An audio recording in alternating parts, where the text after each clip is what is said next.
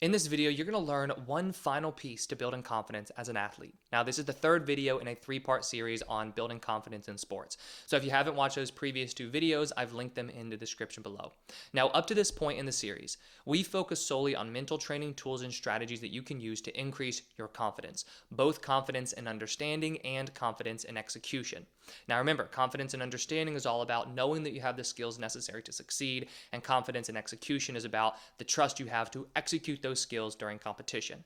Now, there is also one additional piece to building confidence that is honestly going to have less to do with a mental training exercise, but is equally important due to the vital role that it plays in relation to your confidence as an athlete, and that is preparation. The first type of confidence we discussed was confidence in understanding.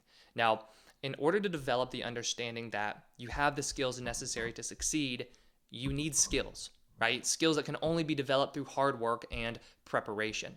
Now, I'm going to guess that you train harder than most athletes, mainly because athletes who turn to mental training and want to add it to their program typically are more serious and harder working than their peers, which is why I have saved this idea of preparation and the important role it plays in confidence until the end of this series. Mainly because I don't want you to think I'm saying that hard work and training is the only way to build confidence. Yes, it is one ingredient and a very important one at that, but one that will only work if accompanied by the other ingredients or tools that we've already talked about in the series. Now, I've heard many people say that the best cure for low confidence is hard work. Now, I'd agree to some extent, but if that were the case, why is it that many athletes work harder than their teammates yet still struggle with self-confidence? Clearly, hard work alone is not good enough in these cases to build confidence. That's why it must be paired with the exercises that I've outlined in the previous video that increase both confidence in understanding and confidence in execution. This idea is especially true when the athlete lacks confidence in execution.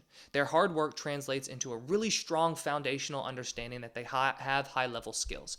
But this is also going to translate into incredible frustration when they fail to apply those skills at the same high level during games. But at the same time, we cannot overlook the importance of being prepared through hard work and consistent training. That's why, to wrap up this series on building confidence as an athlete, we're going to create your very own recipe for confidence, identifying everything that it truly takes to build both types of confidence in yourself so that you can go out there each and every time you compete with a high level of trust in yourself and your skills. Now, the goal is to make how confident you feel within your control. This means that on any given day, you get to determine whether or not you will feel confident. This eliminates any ideas of hoping or wishing to feel confident. Hoping and wishing are not going to get you very far. But having a clear plan in place that focuses on cultivating true confidence can get you to the level of trust and belief that you want come game time. Now, up to this point, we have covered three main ideas in relation to your confidence: building confidence and understanding, building confidence in execution, and preparing through physical training. Now, this recipe pieces all that together in a way that is tailored specifically to you. What we're going to do is begin with the end result, right? So you feeling confident during a game. Now we want to backtrack and think about what all goes into you playing with this level of confidence. Yes, it's going to include having belief in your skills and the trust in your ability to execute those skills, but I want you to get more specific than that. What do you need to do to build that belief and ingrain that trust in yourself going into a game?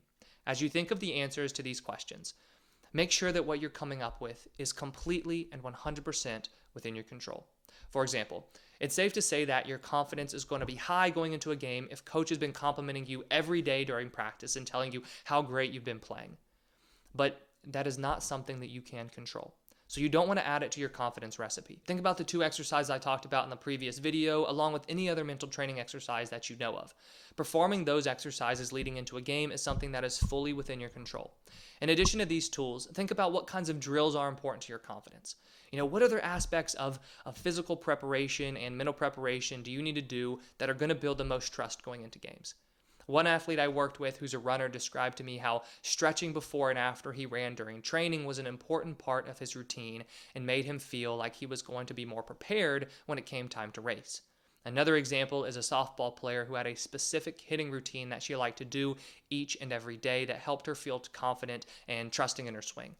For yourself, what kinds of drills or other aspects of your physical preparation are important to generating trust come game time. In addition, you want to think about other elements of preparation, such as rest, eating well, recovery, studying film, creating a game plan, and so much more that increases your confidence to perform at your highest level during competition. Now, once you've chosen all the ingredients that go into you playing with confidence, you then want to create a routine or a couple different routines for yourself. This is going to include a weekly training routine to ensure you are doing everything you need to from a physical preparation standpoint leading into a game. And it's also going to include a mental training routine you perform on a daily basis to ensure your mind is ready come game time.